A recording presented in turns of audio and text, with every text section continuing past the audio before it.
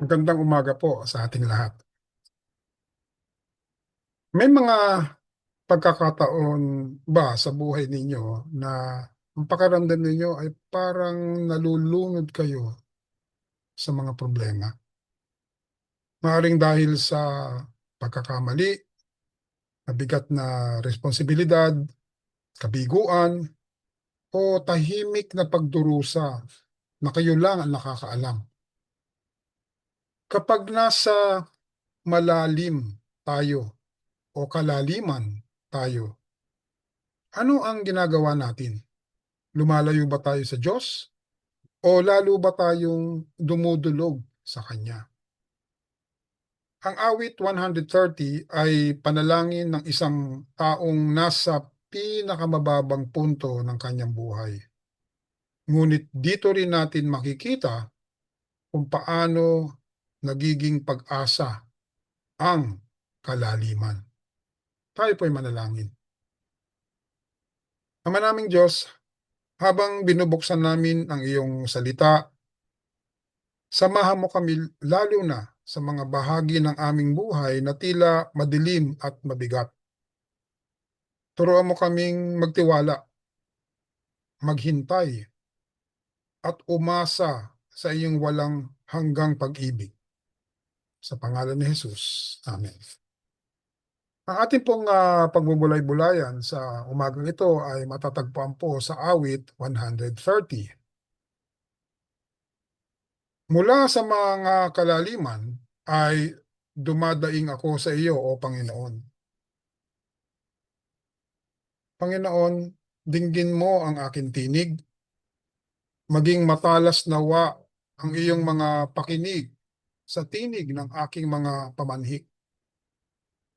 Kung iyong tatandaan ang mga kasamaan, O Panginoon, sino ang makatatayo? Ngunit may kapatawaran sa iyo, upang ikaw ay katakutan.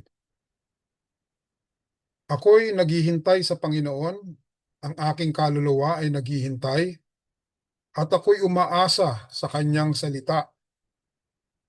Ang aking kaluluwa ay naghihintay sa Panginoon, higit pa sa pagbabantay ng mga bantay sa umaga, oo, higit pa sa pagbabantay sa umaga. O Israel, umasa ka sa Panginoon, sapagkat sa Panginoon ay may kagandahang loob, at sa Kanya ay may masaganang katubusan, at Kanyang tutubusin ang Israel sa lahat ng kanyang kasamaan. Ang awit 130 ay kabilang sa mga tinatawag na awit ng mga pagsampa o Song of Ascents na inaawit ng mga Israelita habang umaakyat sila patungong Jerusalem upang sumamba. Ito ay karaniwang iniuugnay kay Haring David. Bagamat hindi tuwirang binanggit sa teksto, isa rin ito sa tinatawag na penitential psalms o mga awit ng pagsisisi. Mapapansin natin ang daloy ng awit: pagsigaw mula sa kalaliman, pag-amin ng kasalanan at pagkilala sa kapatawaran, paghihintay na may pag-asa, paanyaya sa buong bayan na magtiwala sa Diyos. Mula sa personal na panalangin, nagiging mensahe ito para sa lahat. Kaya po ang mahalagang aral na pwede nating mapulot sa awit 130, una, mula sa kalaliman ay dumadaing ako.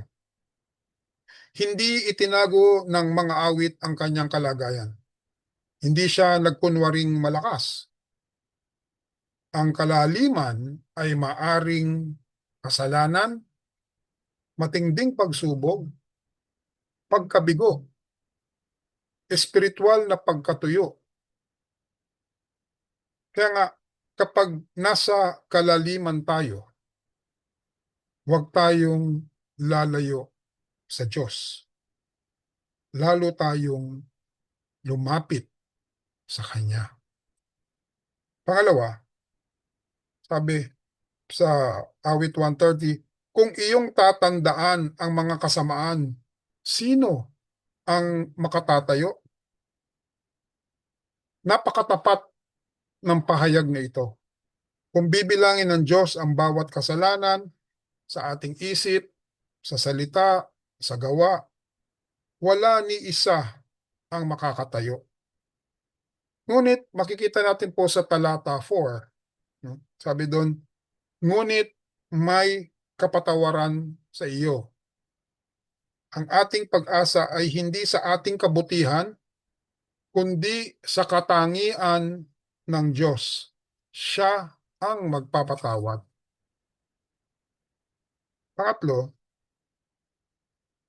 sabi po, ang paghihintay ay gawa ng pananampalataya.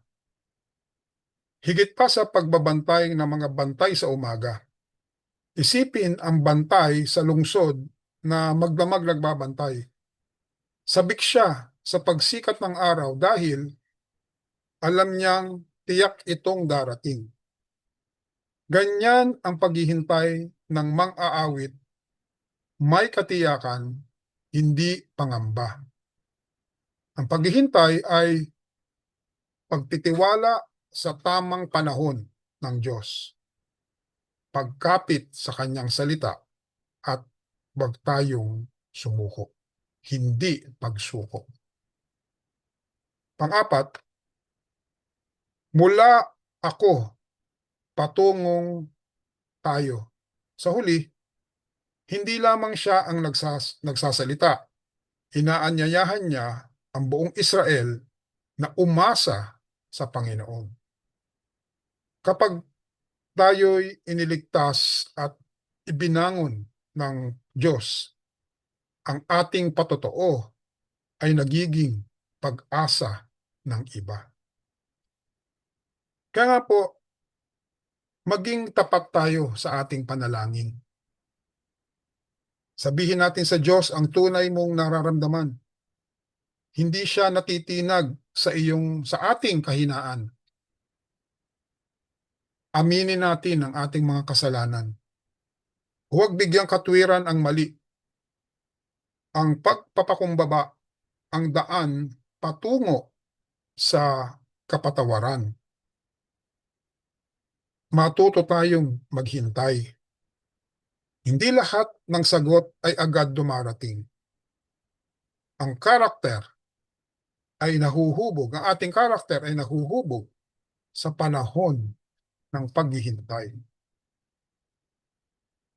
Umangkla tayo sa pag-ibig ng Diyos. Humawak tayo sa pag-ibig ng Diyos. Sa Panginoon ay may kagandahang loob, may masaganang katubusan, at may tunay na kapatawaran. At ang huli, ibahagi natin ito. Ibahagi natin ang ating patotoo. Ang pagbangon natin mula sa kalaliman ay maaring maging liwanag sa iba.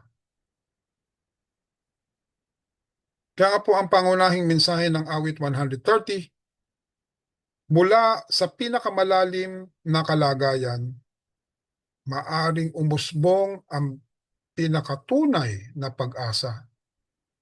May kapatawaran sa Diyos, may pag-ibig sa Diyos, may masaganang katubusan sa Diyos. Darating din ang umaga. Hindi ka mananatili sa dilim magpakailanman. Tayo po'y manalangin. Panginoon, salamat po dahil kapag kami ay nasa kalaliman, hindi mo kami iniiwan. Salamat sa iyong kapatawaran at walang hanggang pag-ibig. Turuan mo kaming maghintay ng may pagtitiwala at umasa sa iyong salita. Gawin mo kaming instrumento ng pag-asa para sa iba. Sa pangalan ni Jesus. Amen. Gandang umaga po sa ating lahat.